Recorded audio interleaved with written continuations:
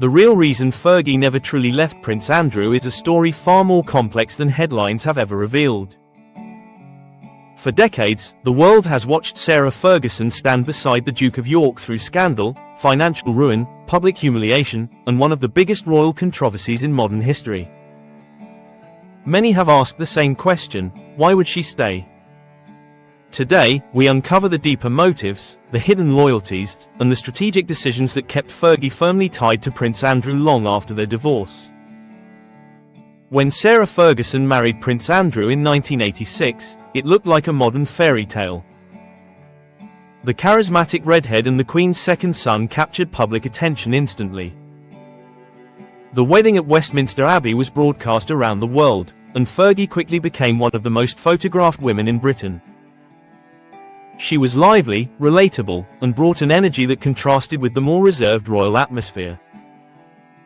But fairy tales in the House of Windsor rarely stay perfect for long. Andrew's naval career kept him away for long stretches, and Fergie struggled under relentless media scrutiny. By 1992, the couple separated, and in 1996, their divorce was finalized. Yet here's where the story takes a surprising turn. Unlike most divorced couples, especially in high-profile royal circles, Fergie never truly disappeared from Andrew's life.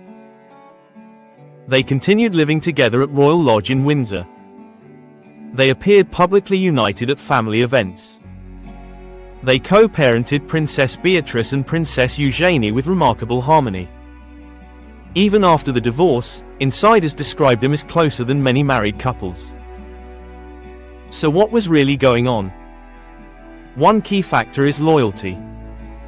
Those who know Sarah Ferguson often describe her as fiercely loyal to the people she loves. Despite their romantic relationship ending, she has repeatedly referred to Andrew as her best friend. Their bond, forged during intense public scrutiny and royal pressure, may have evolved beyond traditional marriage. But loyalty alone doesn't explain everything. Financial security played a major role. After the divorce, Fergie faced significant debt and struggled financially for years. She pursued business ventures, wrote books, and took speaking engagements, but maintaining proximity to Andrew and the royal family offered stability and access that would have been difficult to replicate alone. Living at Royal Lodge significantly reduced her living expenses and allowed her to maintain a lifestyle aligned with her daughter's royal status. However, the real turning point in public perception came in 2019. Prince Andrew's association with convicted sex offender Jeffrey Epstein exploded into a global scandal. His disastrous interview on BBC Newsnight severely damaged his reputation. Shortly afterward, he stepped back from public royal duties. Many believed this would be the moment Fergie finally distanced herself. Instead, she doubled down.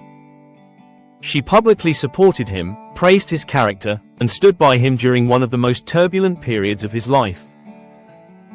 Why? There are several possible motives, and they may overlap. First, family protection. Fergie's primary focus has always been Beatrice and Eugenie.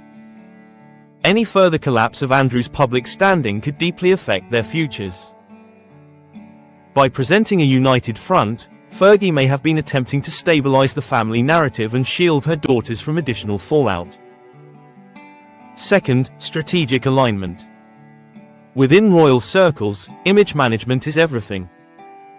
Distancing herself could have signaled internal division. Standing by him reinforced the idea that, whatever the public controversy, the private family remained intact. Third, emotional history. Andrew and Fergie share decades of shared experiences, intense media intrusion, royal expectations, global tours, and raising two daughters within one of the most scrutinized families in the world. Bonds forged under that kind of pressure are not easily broken. But there is also speculation about something more pragmatic. Royal properties are not easily obtained. Royal Lodge, Andrew's residence, represents not just a home but status. Maintaining her presence there preserves proximity to the royal orbit. Even after the death of Queen Elizabeth II and changes under King Charles III, Fergie's continued residence sends a clear message: she is not an outsider. Some royal reporters suggest that Fergie understands the long game better than critics assume. While Andrew's reputation suffered immensely, the monarchy itself survives by endurance. Scandals fade. Public attention shifts. Remaining steady during the storm may position her advantageously if the royal landscape stabilizes. It's also important to consider public sympathy. Fergie herself has been no stranger to scandal. From tabloid controversies in the 1990s to financial missteps, she experienced public embarrassment long before Andrew's crisis. Perhaps she understands what it means to be ostracized. Perhaps her support stems from personal empathy. And then there's the possibility of unfinished love. Multiple interviews over the years have hinted that the connection between Fergie and Andrew never fully disappeared. She has often spoken warmly about him, describing their divorce as a formality rather than a complete emotional separation. Some insiders have even suggested they maintain a relationship that defies traditional labels. Their dynamic is unconventional, but so is much of royal life. Another overlooked factor is reputation recovery. By staying close, Fergie maintains some influence over Andrew's narrative. If she were to walk away entirely, she would lose that proximity.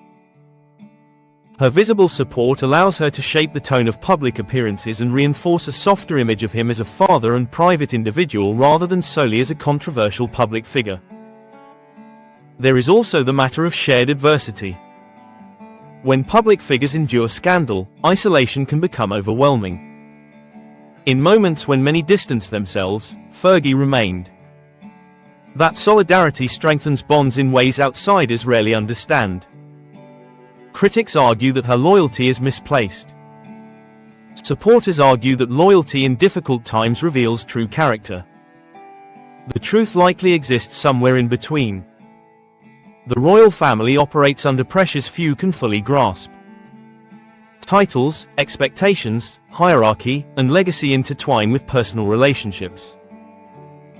For Fergie, separating from Andrew completely may never have been a simple option. Their lives, children, and history are permanently connected.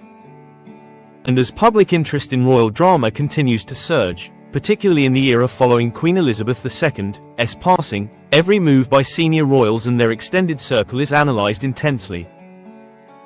Under King Charles III's reign, there has been visible effort to streamline the monarchy. Andrew's reduced role is part of that evolution. Yet Fergie's quiet presence suggests another narrative: resilience. Some believe her staying power reflects a long-term belief that redemption is possible. Others believe it is about maintaining relevance in a shifting royal ecosystem. Either way, her choice has remained consistent. While public opinion has fluctuated dramatically, Fergie's stance has not. That consistency alone raises questions about motive. Is it love? Strategy? Financial necessity? Family unity? Emotional loyalty? Reputation management? Perhaps it's a combination of all. What cannot be denied is that her decision to remain close to Prince Andrew defies conventional expectations. In a world where public figures often distance themselves at the first sign of controversy, Fergie chose the opposite path.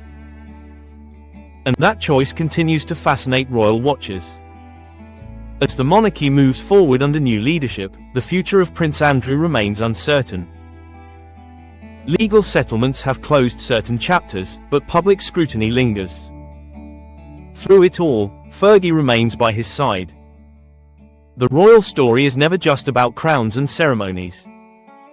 It is about human relationships under extraordinary pressure. Sarah Ferguson's decision to stay may not fit a simple headline, but it reflects the complexity of loyalty, survival, and identity within one of the world's most famous families. What is certain is that her presence has reshaped the narrative around Prince Andrew more than many realize.